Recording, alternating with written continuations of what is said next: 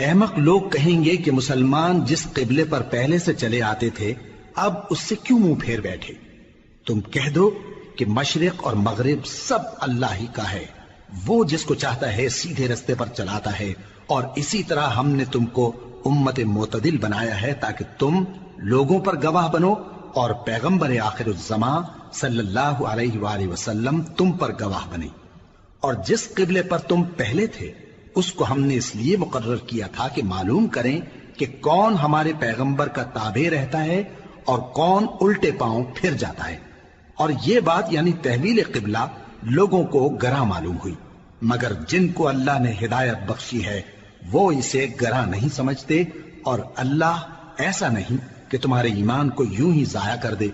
اللہ تو لوگوں پر بڑا مہربان ہے، صاحب رحمت ہے۔ اے پیغمبر صلی اللہ علیہ وآلہ وسلم، ہم تمہارا آسمان کی طرف منہ اٹھانا دیکھ رہے ہیں، سو ہم تم کو اسی قبلے کی طرف جس کو تم پسند کرتے ہو منہ کرنے کا حکم دیں گے۔ تو اپنا منہ مسجد حرام یعنی خانہ کعبہ کی طرف پھیر لو، اور تم لوگ جہاں ہوا کرو نماز پڑھنے کے وقت اسی مسجد کی طرف منہ کر لیا کرو۔ اور جن لوگوں کو کتاب دی گئی ہے وہ خوب جانتے ہیں کہ یہ نیا قبلہ ان کے پروردگار کی طرف سے حق ہے، اور جو کام یہ لوگ کرتے ہیں اللہ ان سے بے خبر نہیں۔ اور اگر تم ان اہل کتاب کے پاس تمام نشانیاں بھی لے کر آؤ تو بھی یہ تمہارے قبلے کی پیروی نہ کریں، اور تم بھی ان کے قبلے کی پیروی کرنے والے نہیں ہو، اور ان میں سے بھی بعض کے قبلے کے پیرو نہیں۔ اور اگر تم باوجود اس کے کہ تمہارے پاس علم یعنی اللہ کا حکم آ چکا ہے ان کی خواہشوں کے پیچھے چلو گے تو ظالموں میں ہو جاؤ گے۔ جن لوگوں کو ہم نے کتاب دی ہے وہ ان پیغمبر آخر الزمان صلی اللہ علیہ وآلہ وسلم کو اس طرح پہچانتے ہیں جس طرح اپنے بیٹوں کو پہچانا کرتے ہیں، مگر ایک فریق ان میں سے سچی بات کو جان بوجھ کر چھپا رہا ہے۔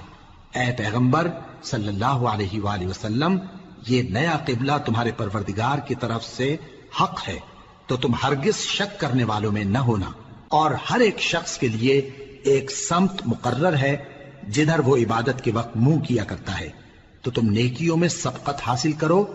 تم جہاں ہوگے اللہ تم سب کو جمع کرے گا، بے شک اللہ ہر چیز پر قادر ہے۔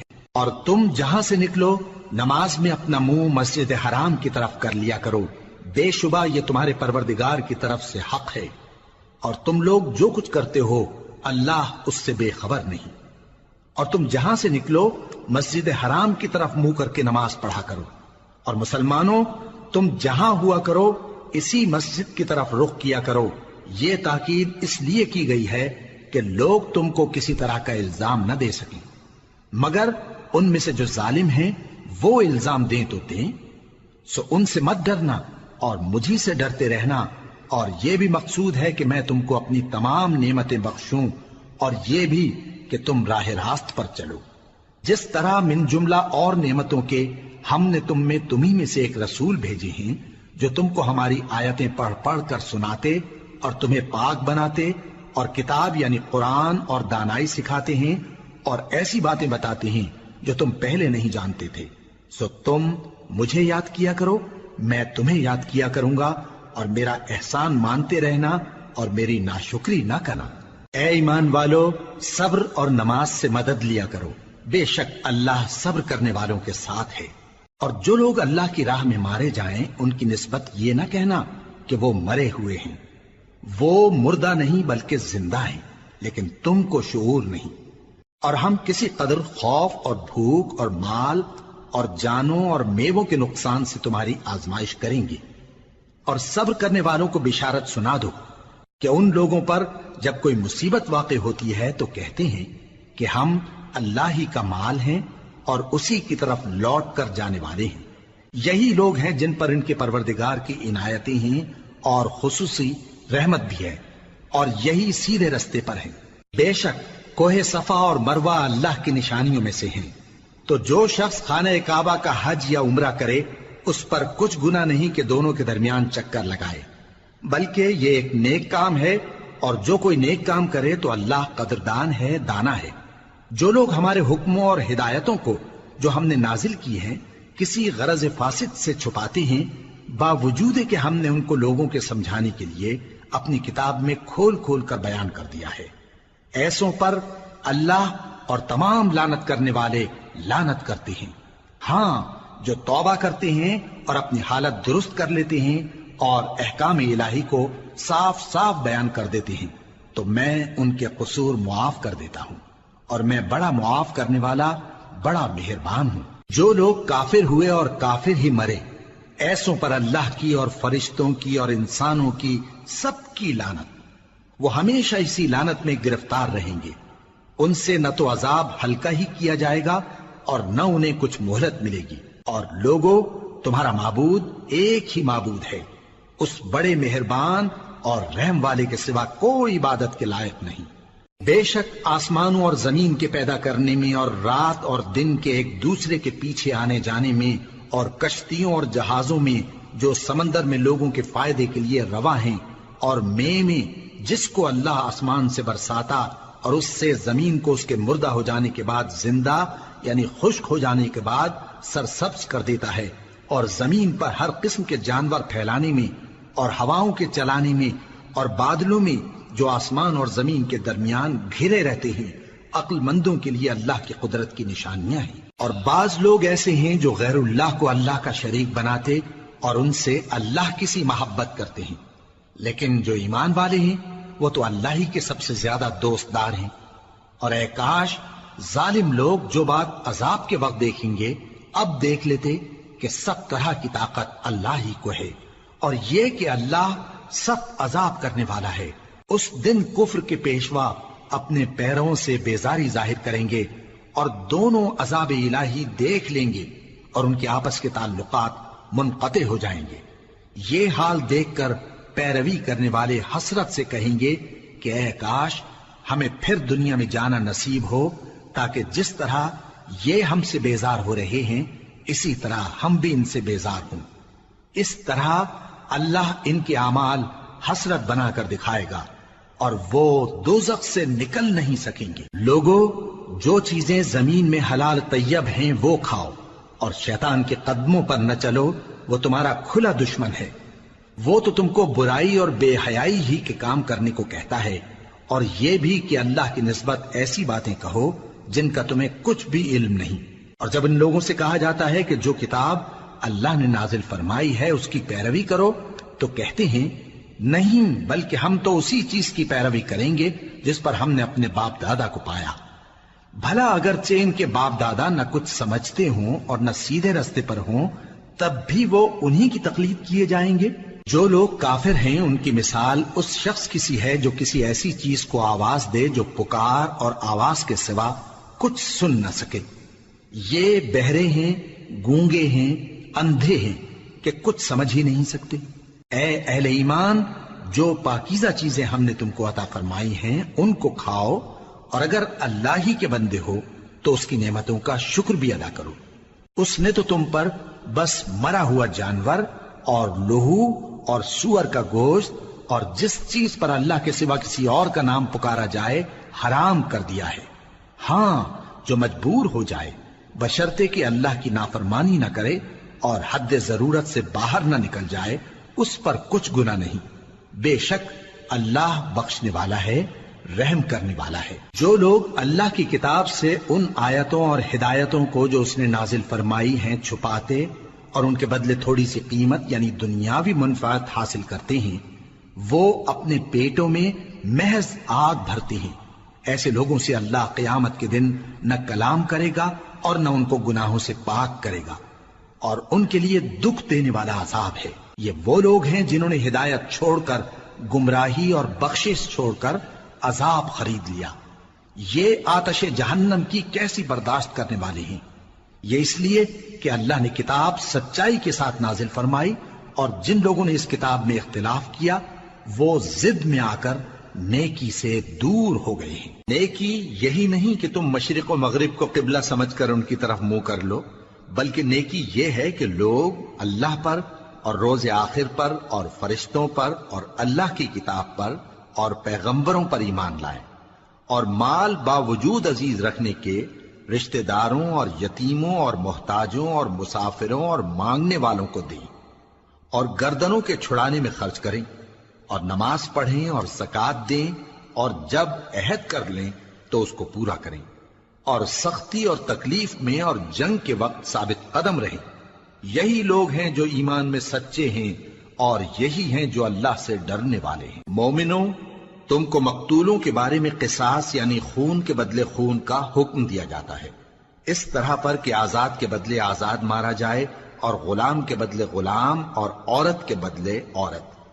اور اگر قاتل کو اس کے مقتول بھائی کے قصاص میں سے کچھ معاف کر دیا جائے تو وارث مقتول کو پسندیدہ طریق سے قرارداد کی پیروی یعنی مطالبہ خون بہا کرنا اور قاتل کو خوشخوئی کے ساتھ ادا کرنا چاہیے۔ یہ تمہارے پروردگار کی طرف سے تمہارے لیے آسانی اور مہربانی ہے۔ اب جو اس کے بعد زیادتی کرے اس کے لیے دکھ کا عذاب ہے۔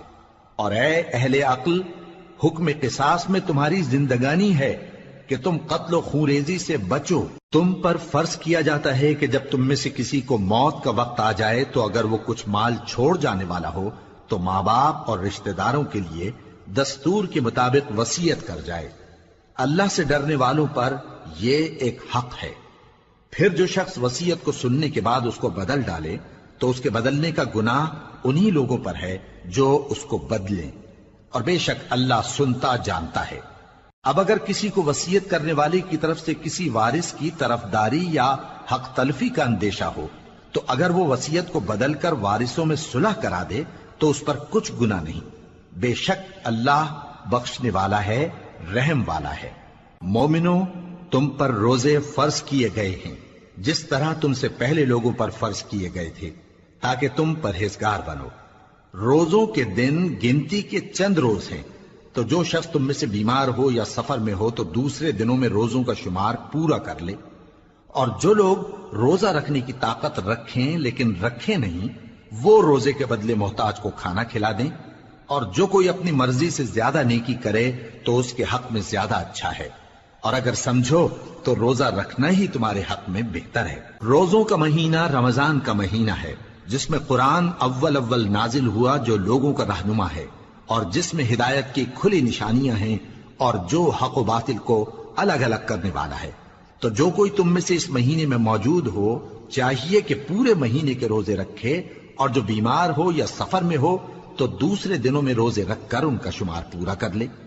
اللہ تمہارے حق میں آسانی چاہتا ہے اور سختی نہیں چاہتا، اور یہ آسانی کا حکم اس لیے دیا گیا ہے کہ تم روزوں کا شمار پورا کر لو، اور اس احسان کے بدلے کہ اللہ نے تم کو ہدایت بخشی ہے تم اس کو بزرگی سے یاد کرو اور اس کا شکر کرو۔ اور اے پیغمبر، جب تم سے میرے بندے میرے بارے میں دریافت کریں تو انہیں معلوم ہو کہ میں تو تمہارے پاس ہی ہوں۔ جب کوئی پکارنے والا مجھے پکارتا ہے تو میں اس کی دعا قبول کرتا ہوں، تو ان کو چاہیے کہ میرے حکموں کو مانیں اور مجھ پر ایمان رکھیں تاکہ نیک رستہ پائیں۔ روزوں کی راتوں میں تمہارے لیے اپنی عورتوں کے پاس جانا جائز کر دیا گیا ہے، وہ تمہاری پوشاک ہیں اور تم ان کی پوشاک ہو۔ اللہ کو معلوم ہے کہ تم ان کے پاس جانے سے اپنے حق میں خیانت کرتے تھے، سو اس نے تم پر مہربانی کی اور تمہاری حرکات سے درگزر فرمائی، تو اب تم کو اختیار ہے کہ ان سے مباشرت کرو۔ اور اللہ نے جو چیز تمہارے لیے لکھ رکھی ہے یعنی اولاد، اس کو اللہ سے طلب کرو اور کھاؤ اور پیو یہاں تک کہ صبح کی سفید دھاری رات کی سیاہ دھاری سے الگ نظر آنے لگے، پھر روزہ رکھ کر رات تک پورا کرو۔ اور جب تم مسجدوں میں اعتکاف بیٹھتے ہو تو ان سے مباشرت نہ کرو، یہ اللہ کی حدیں ہیں، ان کے پاس نہ جانا۔ اسی طرح اللہ اپنی آیتیں لوگوں کے سمجھانے کے لیے کھول کھول کر بیان فرماتا ہے تاکہ وہ پرہیزگار بنے۔ اور آپس میں ایک دوسرے کا مال ناحق نہ کھاؤ، اور نہ اس کو رشوتاً حاکموں کے پاس پہنچاؤ تاکہ لوگوں کے مال کا کچھ حصہ ناجائز طور پر کھا جاؤ، اور اسے تم جانتے بھی ہو۔ اے پیغمبر، لوگ تم سے نئے چاند کے بارے میں دریافت کرتے ہیں کہ گھٹتا بڑھتا کیوں ہے۔ کہہ دو کہ وہ لوگوں کے کاموں کی میعادیں اور حج کے وقت معلوم ہونے کا ذریعہ ہے، اور نیکی اس بات میں نہیں کہ احرام کی حالت میں گھروں میں ان کے پچھواڑے کی طرف سے آؤ، بلکہ نیکوکار وہ ہے جو پرہیزگار ہو، اور گھروں میں ان کے دروازوں سے آیا کرو، اور اللہ سے ڈرتے رہو تاکہ کامیاب ہو جاؤ۔ اور جو لوگ تم سے لڑتے ہیں تم بھی اللہ کی راہ میں ان سے لڑو، مگر زیادتی نہ کرنا، کہ اللہ زیادتی کرنے والوں کو دوست نہیں رکھتا، اور ان کو جہاں پاؤ قتل کر دو، اور جہاں سے انہوں نے تم کو نکالا ہے یعنی مکے سے، وہاں سے تم بھی ان کو نکال دو۔ اور دین سے گمراہ کرنے کا فساد قتل و خونریزی سے کہیں بڑھ کر ہے، اور جب تک وہ تم سے مسجد حرام یعنی خانہ کعبہ کے پاس نہ لڑیں تم بھی وہاں ان سے نہ لڑنا۔ ہاں اگر وہ تم سے لڑیں تو تم ان کو قتل کر ڈالو، کافروں کی یہی سزا ہے۔ پھر اگر وہ باز آ جائیں تو اللہ بخشنے والا ہے، رحم کرنے والا ہے۔ اور ان سے اس وقت تک لڑتے رہنا کہ فساد نابود ہو جائے اور ملک میں اللہ ہی کا دین غالب ہو جائے۔ پھر اگر وہ فساد سے باز آ جائیں تو ظالموں کے سوا کسی پر زیادتی نہیں کرنی چاہیے۔ ادب کا مہینہ ادب کے مہینے کے مقابل ہے، اور ادب کی چیزیں ایک دوسرے کا بدلہ ہیں۔ پس اگر کوئی تم پر زیادتی کرے تو جیسی زیادتی وہ تم پر کرے ویسی ہی تم اس پر کرو، اور اللہ سے ڈرتے رہو اور جان رکھو کہ اللہ ڈرنے والوں کے ساتھ ہے۔ اور اللہ کی راہ میں مال خرچ کرو اور اپنے آپ کو ہلاکت میں نہ ڈالو، اور نیکی کرو، بے شک اللہ نیکی کرنے والوں کو دوست رکھتا ہے۔ اور اللہ کی خوشنودی کے لیے حج اور عمرے کو پورا کرو، اور اگر راستے میں روک لیے جاؤ تو جیسی قربانی میسر ہو کر دو، اور جب تک قربانی اپنے مقام پر نہ پہنچ جائے سر نہ منڈاؤ۔ اور اگر کوئی تم میں بیمار ہو یا اس کے سر میں کسی طرح کی تکلیف ہو تو اگر وہ سر منڈا لے تو اس کے بدلے روزے رکھے یا صدقہ دے یا قربانی کرے۔ پھر جب تکلیف دور ہو کر تم مطمئن ہو جاؤ تو جو تم میں حج کے وقت تک عمرے سے فائدہ اٹھانا چاہے وہ جیسی قربانی میسر ہو کرے، اور جس کو قربانی نہ ملے وہ 3 روزے ایام حج میں رکھے اور 7 جب واپس ہو، یہ پورے 10 ہوئے۔ یہ حکم اس شخص کے لیے ہے جس کے اہل و عیال مکے میں نہ رہتے ہوں۔ اور اللہ سے ڈرتے رہو اور جان رکھو کہ اللہ سخت عذاب دینے والا ہے۔ حج کے مہینے معین ہیں جو معلوم ہیں، تو جو شخص ان مہینوں میں حج کی نیت کر لے تو حج کے دنوں میں نہ عورتوں سے اختلاط کرے، نہ کوئی برا کام کرے اور نہ کسی سے جھگڑے۔ اور جو نیک کام تم کرو گے وہ اللہ کو معلوم ہو جائے گا۔ اور زاد راہ یعنی رستے کا خرچ ساتھ لے جاؤ، کیونکہ بہترین زاد راہ پرہیزگاری ہے۔ اور اے اہل عقل مجھی سے ڈرتے رہو، اس کا تمہیں کچھ گناہ نہیں کہ حج کے دنوں میں بذریعہ تجارت اپنے پروردگار سے روزی طلب کرو۔ اور جب عرفات سے واپس ہونے لگو تو مشعر حرام یعنی مزدلفہ میں اللہ کا ذکر کرو، اور اس طرح ذکر کرو جس طرح اس نے تم کو سکھایا، اور اس سے پیشتر تم لوگ ان طریقوں سے محض ناواقف تھے۔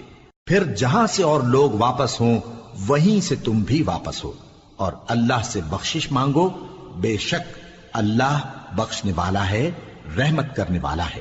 پھر جب حج کے تمام ارکان پورے کر چکو تو مینا میں اللہ کو یاد کرو جس طرح اپنے باپ دادا کو یاد کیا کرتے تھے، بلکہ اس سے بھی زیادہ۔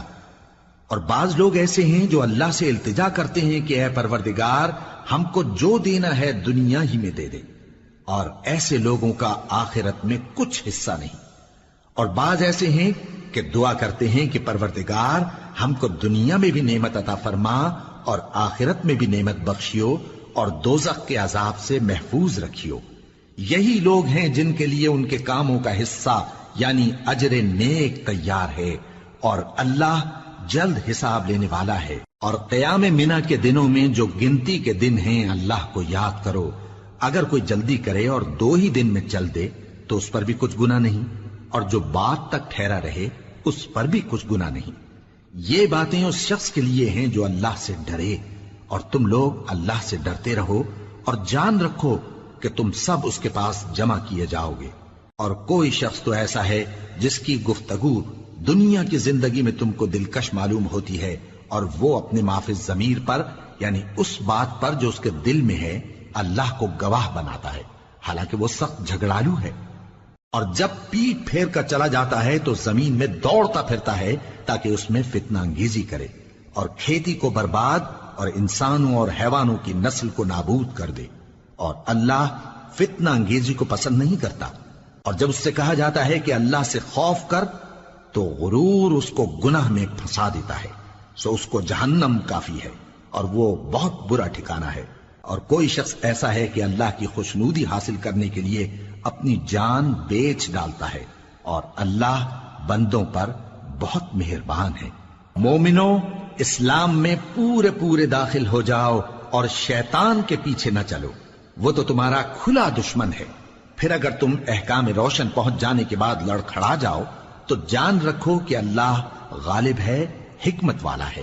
کیا یہ لوگ اسی بات کے منتظر ہیں کہ ان پر اللہ کا عذاب بادل کے سائبانوں میں نازل ہو اور فرشتے بھی اتر آئیں اور کام تمام کر دیا جائے؟ اور سب کاموں کا رجوع اللہ ہی کی طرف ہے۔ اے پیغمبر، بنی اسرائیل سے پوچھو کہ ہم نے ان کو کتنی کھلی نشانیاں دیں، اور جو شخص اللہ کی نعمت کو اپنے پاس آنے کے بعد بدل دے تو اللہ سخت عذاب کرنے والا ہے۔ اور جو کافر ہیں ان کے لیے دنیا کی زندگی خوشنما کر دی گئی ہے، اور وہ مومنوں سے تمسخر کرتی ہیں، لیکن جو پرہیزگار ہیں وہ قیامت کے دن ان سے اوپر ہوں گے۔ اور اللہ جس کو چاہتا ہے بے حساب رزق دیتا ہے۔ پہلے تو سب لوگوں کا ایک ہی مذہب تھا، لیکن وہ آپس میں اختلاف کرنے لگے تو اللہ نے ان کی طرف بشارت دینے والے اور ڈر سنانے والے پیغمبر بھیجے، اور ان پر سچائی کے ساتھ کتابیں نازل کی، تاکہ جن امور میں لوگ اختلاف کرتے تھے ان کا ان میں فیصلہ کر دے۔ اور اس میں اختلاف بھی انہی لوگوں نے کیا جن کو کتاب دی گئی تھی، باوجود کہ ان کے پاس کھلے ہوئے احکام آ چکے تھے، اور یہ اختلاف انہوں نے صرف آپس کی ضد سے کیا۔ تو جس امر حق میں وہ اختلاف کرتے تھے اللہ نے اپنی مہربانی سے مومنوں کو اس کی راہ دکھا دی، اور اللہ جس کو چاہتا ہے سیدھا رستہ دکھا دیتا ہے۔ کیا تم یہ خیال کرتے ہو کہ یوں ہی بہشت میں داخل ہو جاؤ گے، اور ابھی تم کو پہلے لوگوں کی سی مشکلیں تو پیش آئی ہی نہیں؟ ان کو بڑی بڑی سختیاں اور تکلیفیں پہنچیں، اور وہ صعوبتوں میں ہلا ہلا دیے گئے، یہاں تک کہ پیغمبر اور مومن لوگ جو ان کے ساتھ تھے سب پکار اٹھے کہ کب اللہ کی مدد آئے گی۔ دیکھو اللہ کی مدد ان قریب آیا چاہتی ہے۔ اے نبی، لوگ تم سے پوچھتے ہیں کہ اللہ کی راہ میں کس طرح کا مال خرچ کریں۔ کہہ دو کہ جو چاہو خرچ کرو، لیکن جو مال خرچ کرنا چاہو وہ درجہ بدرجہ اہل استحقاق یعنی ماں باپ کو اور قریب کے رشتہ داروں کو اور یتیموں کو اور محتاجوں کو اور مسافروں کو سب کو دو، اور جو بھلائی تم کرو گے اللہ اس کو جانتا ہے۔ مسلمانوں، تم پر اللہ کے رستے میں لڑنا فرض کر دیا گیا ہے، اور وہ تمہیں ناگوار تو ہوگا، مگر عجب نہیں کہ ایک چیز تم کو بری لگے اور وہ تمہارے حق میں بھلی ہو، اور عجب نہیں کہ ایک چیز تم کو بھلی لگے اور وہ تمہارے لیے مضر ہو، اور ان باتوں کو اللہ ہی بہتر جانتا ہے اور تم نہیں جانتے۔ اے پیغمبر، لوگ تم سے عزت والے مہینوں میں لڑائی کرنے کے بارے میں دریافت کرتے ہیں، کہہ دو کہ ان میں لڑنا بڑا گناہ ہے، اور اللہ کی راہ سے روکنا اور اس سے کفر کرنا اور مسجد حرام یعنی خانہ کعبہ میں جانے سے بند کرنا اور اہل مسجد کو اس میں سے نکال دینا جو یہ کفار کرتے ہیں، اللہ کے نزدیک اس سے بھی زیادہ گناہ ہے، اور فتنہ انگیزی خونریزی سے بھی بڑھ کر ہے۔ اور یہ لوگ ہمیشہ تم سے لڑتے رہیں گے، یہاں تک کہ اگر مقدور رکھیں تو تم کو تمہارے دین سے پھیر دیں، اور جو کوئی تم میں سے اپنے دین سے پھر کر کافر ہو جائے گا اور کافر ہی مرے گا تو ایسے لوگوں کے اعمال دنیا اور آخرت دونوں میں برباد ہو جائیں گے، اور یہی لوگ دوزخ میں جانے والے ہیں جس میں ہمیشہ رہیں گے۔ جو لوگ ایمان لائے اور اللہ کے لیے وطن چھوڑ گئے اور کفار سے جنگ کرتے رہے وہی اللہ کی رحمت کے امیدوار ہیں، اور اللہ بخشنے والا ہے، رحمت کرنے والا ہے۔ اے پیغمبر، لوگ تم سے شراب اور جوئے کا حکم دریافت کرتے ہیں، کہہ دو کہ ان میں گناہ بڑے ہیں اور لوگوں کے لیے کچھ فائدے بھی ہیں، مگر ان کے گناہ فائدوں سے کہیں زیادہ ہیں۔ اور یہ بھی تم سے پوچھتے ہیں کہ اللہ کی راہ میں کون سا مال خرچ کریں، کہہ دو کہ جو ضرورت سے زیادہ ہو۔ اس طرح اللہ تمہارے لیے اپنے احکام کھول کھول کر بیان فرماتا ہے تاکہ تم سوچو، یعنی دنیا اور آخرت کی باتوں میں غور کرو۔ اور تم سے یتیموں کے بارے میں بھی دریافت کرتے ہیں، کہہ دو کہ ان کی حالت کی اصلاح بہت اچھا کام ہے، اور اگر تم ان سے مل جل کر رہنا یعنی خرچ اکٹھا رکھنا چاہو تو وہ تمہارے بھائی ہیں، اور اللہ خوب جانتا ہے کہ خرابی کرنے والا کون ہے اور اصلاح کرنے والا کون۔ اور اگر اللہ چاہتا تو تم کو تکلیف میں ڈال دیتا، بے شک اللہ غالب ہے، حکمت والا ہے۔ اور مومنوں مشرک عورتوں سے جب تک وہ ایمان نہ لائیں نکاح نہ کرنا، کیونکہ مشرک عورت خواہ تم کو کیسی ہی بھلی لگے اس سے مومن لونڈی بہتر ہے۔ اور اسی طرح مشرک مرد جب تک ایمان نہ لائیں مومن عورتوں کو ان کی زوجیت میں نہ دینا، کیونکہ مشرک مرد سے خواہ وہ تم کو کیسا ہی بھلا لگے مومن غلام بہتر ہے۔ یہ مشرک لوگوں کو دوزخ کی طرف بلاتی ہیں، اور اللہ اپنی مہربانی سے بہشت اور بخشش کی طرف بلاتا ہے، اور اپنے حکم لوگوں سے کھول کھول کر بیان کرتا ہے تاکہ نصیحت حاصل کریں۔ اور تم سے حیض کے بارے میں دریافت کرتے ہیں، کہہ دو وہ تو نجاست ہے، سو ایام حیض میں عورتوں سے کنارہ کش رہو، اور جب تک وہ پاک نہ ہو جائیں ان سے مقاربت نہ کرو۔ ہاں جب وہ پاک ہو جائیں تو جس طریق سے اللہ نے تمہیں ارشاد فرمایا ہے ان کے پاس جاؤ، کچھ شک نہیں کہ اللہ توبہ کرنے والوں اور پاک صاف رہنے والوں کو دوست رکھتا ہے۔ تمہاری عورتیں تمہاری کھیتی ہیں، تو اپنی کھیتی میں جس طرح چاہو جاؤ، اور اپنے لیے نیک عمل آگے بھیجو، اور اللہ سے ڈرتے رہو، اور جان رکھو کہ ایک دن تمہیں اس کے روبرو حاضر ہونا ہے۔ اور اے پیغمبر ایمان والوں کو بشارت سنا دو، اور اللہ کے نام کو اس بات کا ہیلا نہ بنانا کہ اس کی قسمیں کھا کھا کر سلوک کرنے اور پرہیزگاری کرنے اور لوگوں میں صلح و سازگاری کرانے سے رک جاؤ، اور اللہ سب کچھ سنتا ہے جانتا ہے۔ اللہ تمہاری لغو قسموں پر تم سے مواخذہ نہیں کرے گا، لیکن جو قسمیں تم قصد دلی سے کھاؤ گے ان پر مواخذہ کرے گا، اور اللہ بخشنے والا ہے بردبار ہے۔ جو لوگ اپنی عورتوں کے پاس جانے کی قسم کھا لیں ان کو 4 مہینے تک انتظار کرنا چاہیے۔ اگر اس عرصے میں قسم سے رجوع کر لیں تو اللہ بخشنے والا ہے، مہربان ہے، اور اگر طلاق کا ارادہ کر لیں تو بھی اللہ سنتا ہے جانتا ہے۔ اور طلاق والی عورتیں 3 حیض تک اپنے تئیں روکے رہیں، اور اگر وہ اللہ اور روز قیامت پر ایمان رکھتی ہیں تو ان کو جائز نہیں کہ اللہ نے جو کچھ ان کے شکم میں پیدا کیا ہے اس کو چھپائیں۔ اور ان کے خاوند اگر پھر موافقت چاہیں تو اس مدت میں وہ ان کو اپنی زوجیت میں لے لینے کے زیادہ حقدار ہیں۔ اور عورتوں کا حق مردوں پر ویسا ہی ہے جیسے دستور کے مطابق مردوں کا حق عورتوں پر ہے، البتہ مردوں کو عورتوں پر 1 درجہ فضیلت ہے، اور اللہ غالب ہے، صاحب حکمت ہے۔ طلاق صرف 2 بار ہے، یعنی جب 2 دفعہ طلاق دے دی جائے تو پھر عورتوں کو یا تو بطریق شائستہ نکاح میں رہنے دینا ہے یا بھلائی کے ساتھ چھوڑ دینا۔ اور یہ جائز نہیں کہ جو مہر تم ان کو دے چکے ہو اس میں سے کچھ واپس لے لو۔ ہاں اگر زن و شوہر کو خوف ہو کہ وہ اللہ کی حدوں کو قائم نہیں رکھ سکیں گے تو اگر عورت خاوند کے ہاتھ سے رہائی پانے کے بدلے میں کچھ دے ڈالے تو دونوں پر کچھ گناہ نہیں۔ یہ اللہ کی مقرر کی ہوئی حدیں ہیں، ان سے باہر نہ نکلنا، اور جو لوگ اللہ کی حدوں سے باہر نکل جائیں گے وہ گناہگار ہوں گے۔ پھر اگر شوہر 2 طلاقوں کے بعد تیسری طلاق عورت کو دے دے تو اس کے بعد جب تک عورت کسی دوسرے شخص سے نکاح نہ کر لے اس پہلے شوہر پر حلال نہ ہوگی۔ ہاں اگر دوسرا خاوند بھی طلاق دے دے اور عورت اور پہلا خاوند پھر ایک دوسرے کی طرف رجوع کر لیں تو ان پر کچھ گناہ نہیں، بشرطے کہ دونوں یقین کریں کہ اللہ کی حدوں کو قائم رکھ سکیں گے، اور یہ اللہ کی حدیں ہیں، ان کو وہ ان لوگوں کے لیے بیان فرماتا ہے جو علم رکھتے ہیں۔ اور جب تم عورتوں کو 2 دفعہ طلاق دے چکو اور ان کی عدت پوری ہو جائے تو انہیں یا تو حسن سلوک سے نکاح میں رہنے دو یا بطریق شائستہ رخصت کر دو، اور اس نیت سے ان کو نکاح میں نہ رہنے دینا چاہیے کہ انہیں تکلیف دو اور ان پر زیادتی کرو، اور جو ایسا کرے گا وہ اپنا ہی نقصان کرے گا۔ اور اللہ کے احکام کو ہنسی اور کھیل نہ بناؤ، اور اللہ نے تم کو جو نعمتیں بخشی ہیں اور تم پر جو کتاب اور دانائی کی باتیں نازل کی ہیں جن سے وہ تمہیں نصیحت فرماتا ہے ان کو یاد کرو، اور اللہ سے ڈرتے رہو، اور جان رکھو کہ اللہ ہر چیز سے واقف ہے۔ اور جب تم عورتوں کو طلاق دے چکو اور ان کی عدت پوری ہو جائے تو ان کو اپنے شوہروں کے ساتھ جب وہ آپس میں جائز طور پر راضی ہو جائیں نکاح کرنے سے مت روکو۔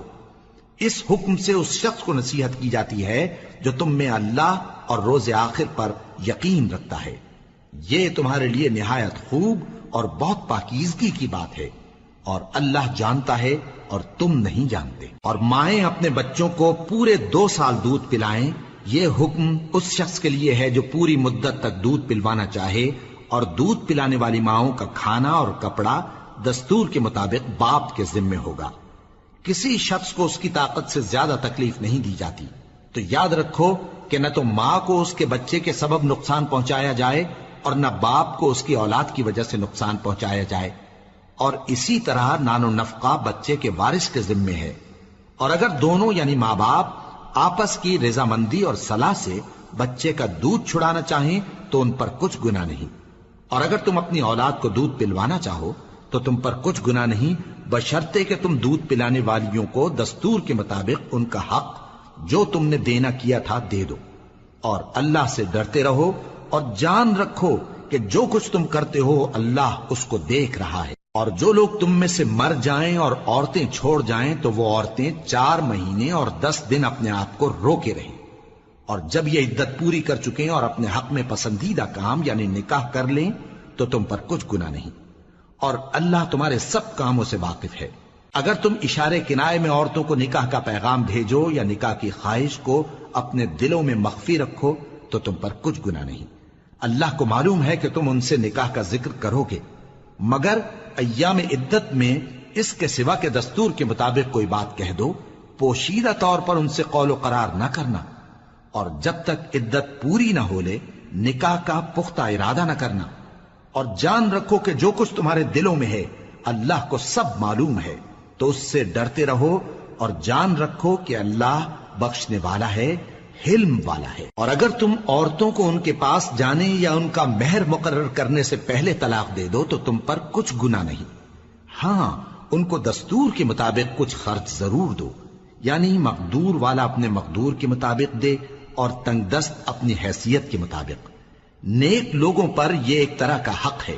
اور اگر تم عورتوں کو ان کے پاس جانے سے پہلے طلاق دے دو لیکن مہر مقرر کر چکے ہو تو آدھا مہر دینا ہوگا۔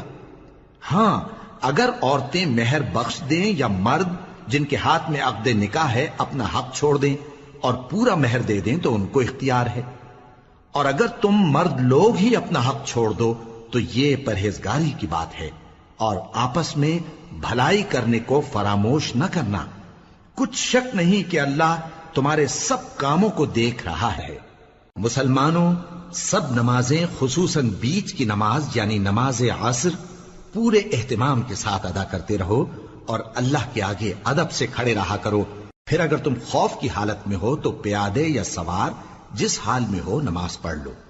پھر جب امن و اطمینان ہو جائے تو جس طریق سے اللہ نے تم کو سکھایا ہے جو تم پہلے نہیں جانتے تھے اللہ کو یاد کرو۔